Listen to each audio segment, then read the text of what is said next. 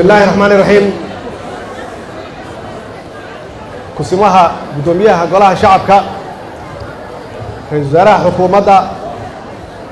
قولها وزير هذا قدوميها قول كبنات الأهنا دوق مقالة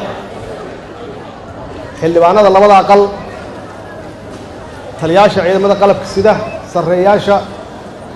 سراكيش سراكي الحقين هذا إن هو بلده quruxda badan oo maanta runtii noo soo bandhigtay heeso iyo suugaan badan oo wadaniyad badan ay ku jirto hobolada waa bari hobolada horseed heegan iyo onkod iyo dhalinyarada yararka ah oo noo soo bandhigay mahrajaanka agoonta ciidamada booliiska howlwadeennada gobolka banaadir ee ka yimid 17 degmooyin ee gobolka banaadir ka kooban yihiin رزاري هو نلا جوجا بعض الصحافة بنبيرة مرتين شرفتك على تدوينها الصوماليين ونداونا يا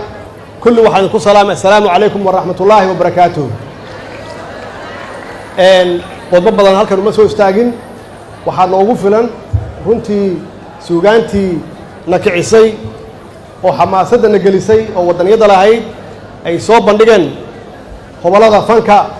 iyo suugaanta ee Soomaaliyeed aad bay u mahadsan yihiin Ilaahay baa mahad leh oo maanta halkan isugu keenay aan u dabaaldegayno sanad guuradii 61aad ee ka soo wareegtay 1 July 1960 markii aan xorriyadda ka qaadanay gumaysiga Talyaaniga kadibna labada gobol ee Soomaaliyeed ay xoroobeen oo ay midoobeen waxaan u mahad celinayaa guddiga qabanqaabada uu gudoomiyuhu ahaa wasiir Dube iyo wasiirada la shaqeynayay oo noo soo qabanqaabiyay toddobaadka xorriyadda oo sida quruxda badan maanta ugu soo gabagabeeyay halkan aad iyo aad ay runtii u mahadsan yihiin waxaan u mahad celinayaa wasaaradda warfaafinta idaacadda qaranka iyo warbaahinta guud ee dalka oo xaqiiqatan ummadda Soomaaliyeed kicisay oo soo xasuusay waayo waqtigii xornimada shacabka Soomaaliyeed khaasatan dhalinyarada uga sheekaysay wixii la soo maray SYL halgankii ay soo mareen aad iyo aad u mahadsan yihiin shacabka Soomaaliyeed meel kasta ay joogaan khaasatan dhalinyarada Soomaaliyeed oo u istaagay buucii xorriyadda oo muujiyay shucuur Soomaalinimo muujiyay xamaasad wadaniyad muujiyay xaqiiqatan waxay siisay rajo inay soo noqotay wadaniyadii patriotismkii inay soo noqotay waxaan rabaa wax yar inaan xasuusiyo dalkan waxa isku haysta afkaar dad ma aha laba afkaar yaa isku haysata annaga laga raba marka midkaan qaadan lahayn ilaahay wuxuu na siiyay inaan kala dooranno choice yuu na siiyay mid ka qaadato wuxuu leeyahay dhibaatadiisa midna wuxuu leeyahay wanaagiisa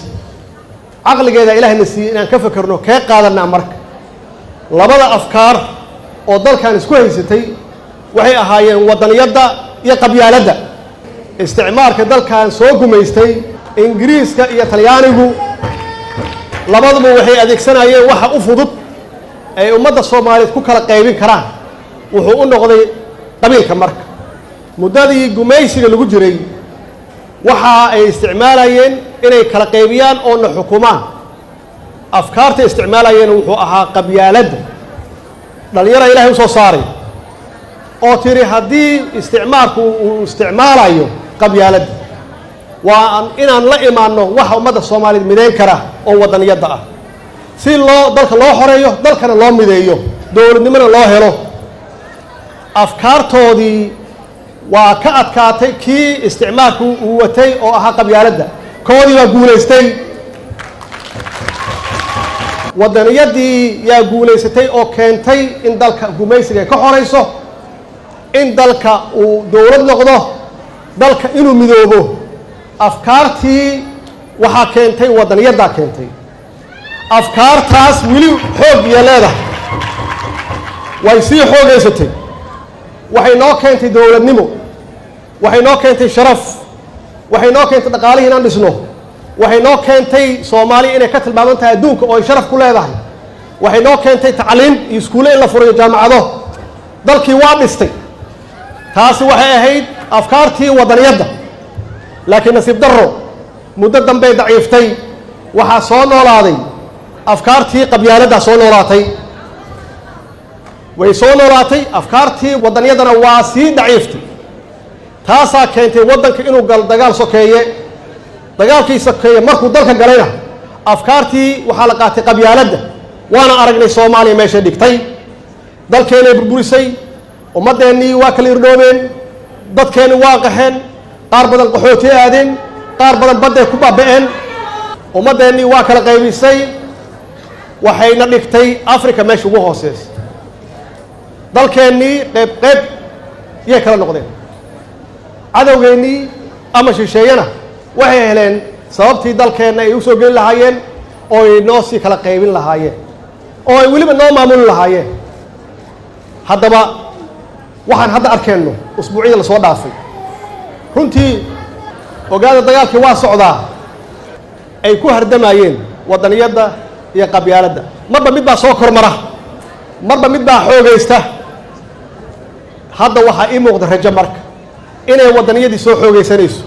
oo uu qabiilkii jabaayo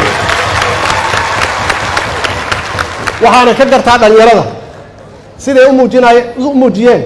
astaantii qaranka ee calanka ay u muujiyeen siday isugu soo baxeen ay bannaanada u taagan yihiin iyo guud ahaan shacabka Soomaaliyeed meel kasta ay joogaan macnaheedu waxay tahay wadaniyadii way soo noqotay hadday soo noqotayna qabiilka waa ka adkaanaynaa dalkeena dib buu u soo noqonayaa waa dhisanaynaa dhaqaalaheeni waa soo noqonayaa sharafkeeni magaceeni waa soo noqonayaa insha Allah hadduu leeyahay dalkeena waa midoobi doonaa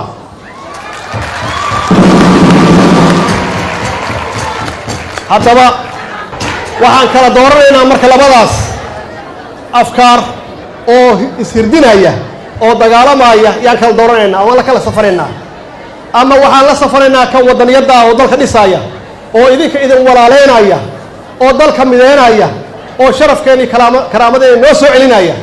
ama waxaan dooranaynaa kii aan soo aragnay 30 sano oo dalkeenii burburiyay oo adduunka meesha ugu hooseysa na dhigay anuu ma aaminsan inaan qaadanayno kaas dambe inaan qaadanayno marka dagaalkaas ay isku hayaan tribalismka iyo patriotismka aan la jirsanno patriotismka wadaniyadda aan la jirsanno soo ballan maaha waa qaadanay wadaniyadda soo maaha dalkeena waa dhisanaynaa soo maaha